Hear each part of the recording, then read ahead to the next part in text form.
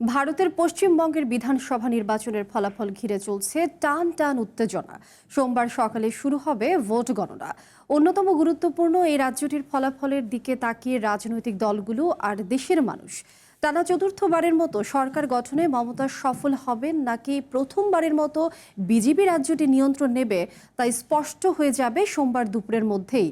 ২৯৪ আসনের বিধানসভায় এককভাবে সরকার গঠনে যে কোনো দলের প্রয়োজন হবে ১৪৮টি আসন। বেশিরভাগ আসনেই হাড্ডাহাড্ডি লড়াইয়ের আভাস দিয়েছে ভোট ফেরত সমীক্ষাগুলো।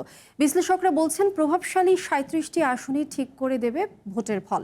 ভবানীপুর, ডায়মন্ড হারবার, উদয় নারায়ণপুর সহ বেশ কিছু আসনে সংখ্যাগরিষ্ঠতা পাওয়া দলগুলোই শেষ পর্যন্ত সরকার গঠন করবে বলে মনে করছেন তারা।